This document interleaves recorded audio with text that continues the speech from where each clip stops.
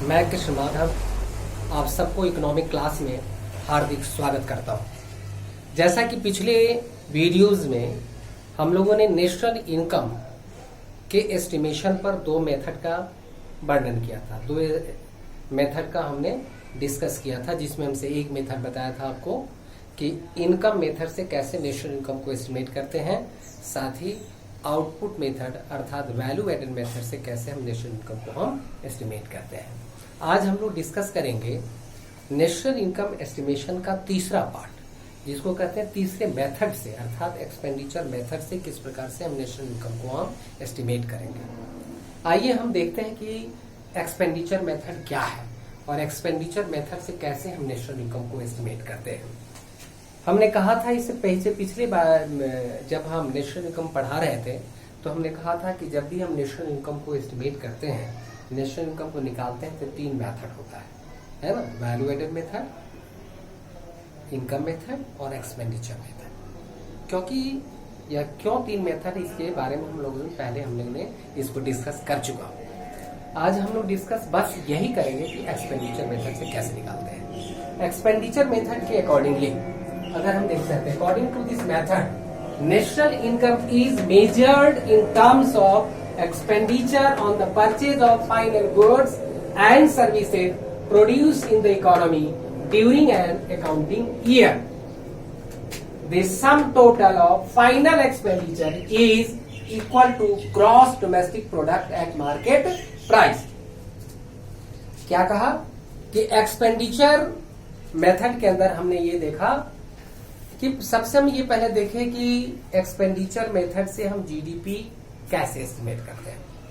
हमने क्या कहा कि पूरे इकोनॉमी में जितने भी final goods and services produce होते हैं, उस फाइनल गुड्स एंड सर्विसेज के परचेजिंग पर, खरीदने पर जो टोटल एक्सपेंडिचर किया जाता है, टोटल व्यय किया जाता है, उसी को हम टोटल एक्सपेंडिचर कहते हैं, उसी को हम जीडीपी एमपी कहते हैं फाइनल एक्सपेंडिचर मेथड के जरिए।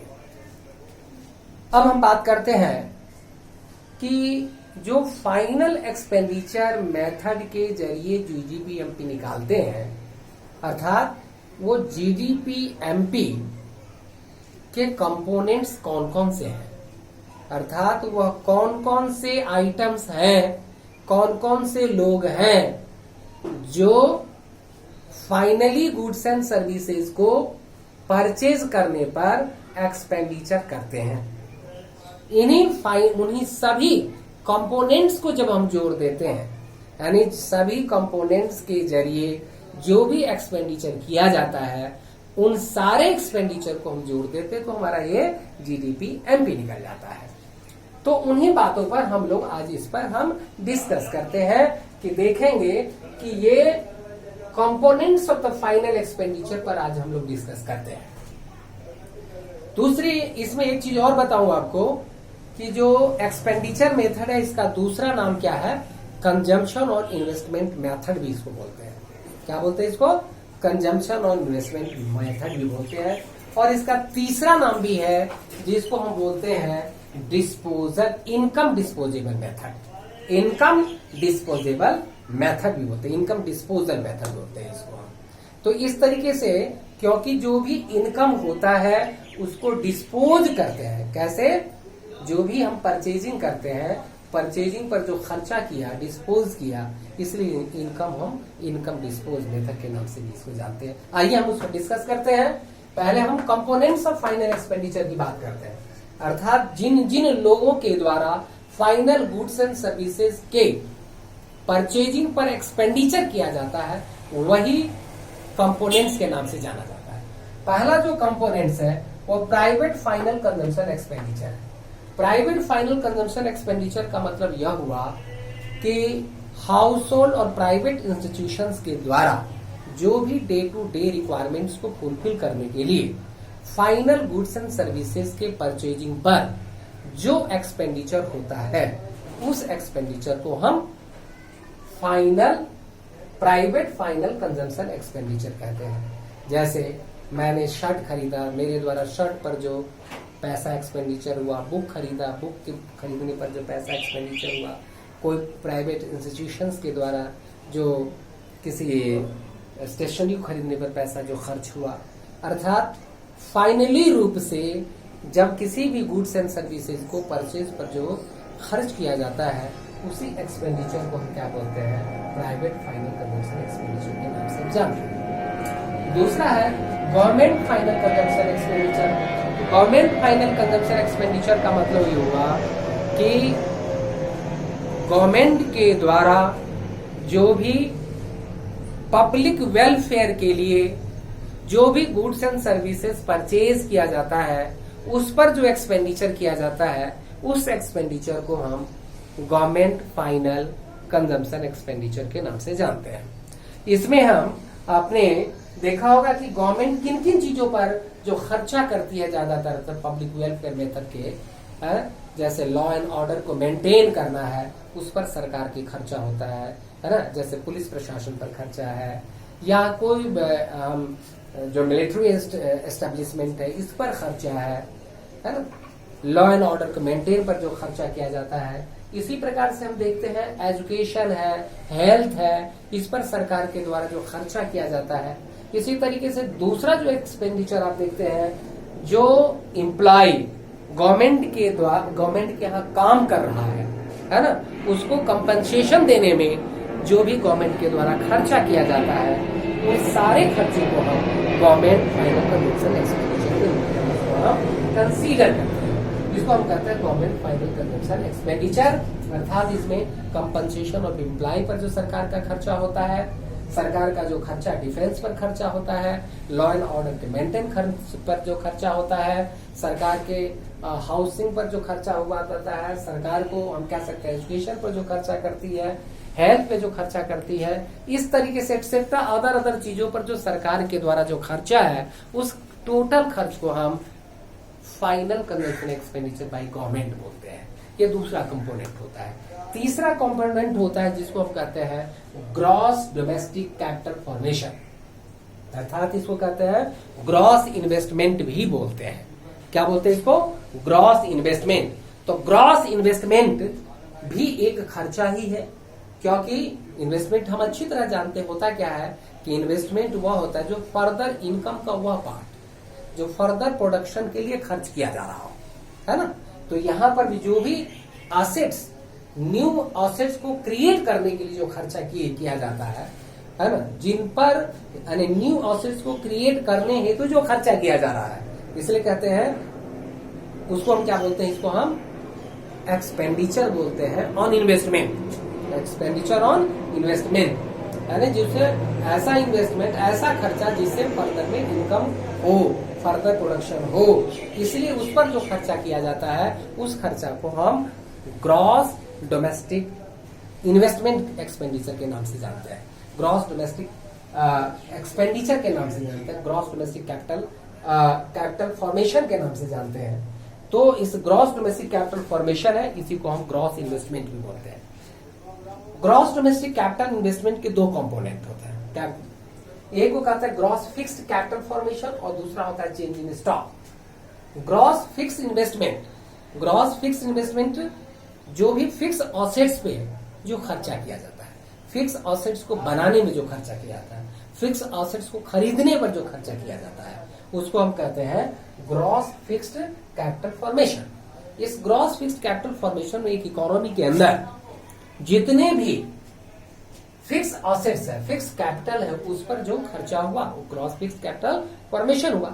और उसमें भी देखना है कि जो ग्रॉस फिक्स्ड कैपिटल फॉर्मेशन है ये इसके कितने कंपोनेंट्स हैं, अर्थात किन किन चीजों पर खर्चा करके ग्रॉस फिक्स्ड कैपिटल फॉर्मेशन के नाम से जाना जाता है।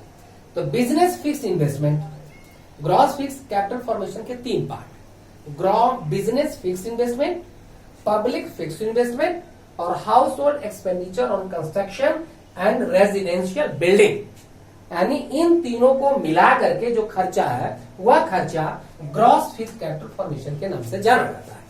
अब क्या करते हैं, बिजनेस फिक्स इन्वेस्टमेंट क्या हुआ, कोई भी प्लांट्स, फिक्स प्लांट्स है, फिक्स मशीन्स है, फिक्स इक्विपमेंट्स है, उस पर जो खर्चा हो रहा है ये हमारा बिजनेस फिक्स इन्वेस्टमेंट के नाम से जाना जाता है।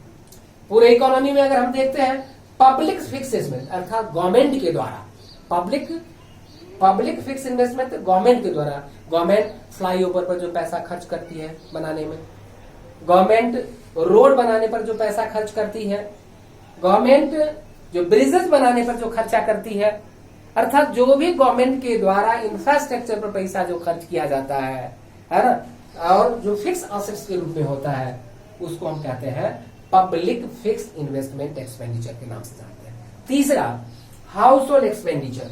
हाउस होल्ड, अगर कोई न्यू बिल्डिंग्स पर कोई हाउस होल्ड खरीदता है ना, तो कोई रेजिडेंशियल बिल्डिंग कोई हाउस होल्ड खरीदता है, उस पे जो सरकार एक हाउस होल्ड का जो एक्सपेंडिचर होता है इकोनॉमी में, इंटायर इकोनॉमी में, है ना, उस सभी एक्सपेंडिचर को हम क्या बोलते हैं, इस house hold expenditure on construction माने उसके बनाने में, और रेजिडेंशियल बिल्डिंग के बनाने में, रेजिडेंशियल बिल्डिंग के खरीदने में जो खर्चा होता है, इन सभी खर्चा को हम house hold expenditure on construction and buildings कहते हैं। इस तीनों को जब जोड़ देते हैं तो ग्रॉस फिक्स कैपिटल फॉर्मेशन बन जाता है। और gross fix capital formation change in stock, change in stock क्या होता है, क्लोजिंग स्टॉक और ओपनिंग स्टॉक के डिफरेंस को हम चेंज इन स्टॉक कहते हैं। इसमें दोनों को जब हम जोड़ देते हैं ये ग्रॉस डोमेस्टिक कैपिटल फॉर्मेशन बन जाता है। तो इस तरह से ये जीडीपी एमपी के कंपोनेंट्स है। अब प्रश्न उठता है कि जब हम नेशनल इनकम निकालते हैं तो नेशनल इनकम निकालने के लिए कौन सा स्टेप्स है, पहले क्या करते हैं, फिर क्या करते हैं, फिर क्या करते हैं, जो 1 by 1 जो हम स्टेप्स है, उस स्टेप्स के आधार पर नेशनल इनकम हम निकालते हैं, इसलिए उसको कहते हैं steps of national income. First of all हम क्या करते हैं एक्सपेंडिचर मेथड में कि जितना भी जो एक्सपेंडिचर जो हम क्लासिफाई करते हैं क्या कि फाइनल कंजम्पशन एक्सपेंडिचर करने वाला कौन कौन सा कंपोनेंट्स है। तो मैंने अभी आपको डिस्कस किया था कि कौन कौन सा है, private final consumption expenditure, gross fix capital for gross government final consumption expenditure, gross domestic capital formation, net exports. ये चारों के चारों क्या है, ये फाइनल कंजम्पशन एक्सपेंडिचर करने वाले कंपोनेंट्स हैं। पहला स्टेप क्या करते हैं, उसको क्लासिफाई करते हैं, राइट। दूसरा स्टेप हम करते हैं ये जितने हमारे कंपोनेंट्स हैं, ये चारों component, private final consumption expenditure, government final consumption expenditure, gross domestic capital formation, net export, ये चारों कंपोनेंट्स को जोड़ देते हैं तो ये हमारा बन जाता है जीडीपी एमपी। क्या बन जाता है, जीडीपी एमपी।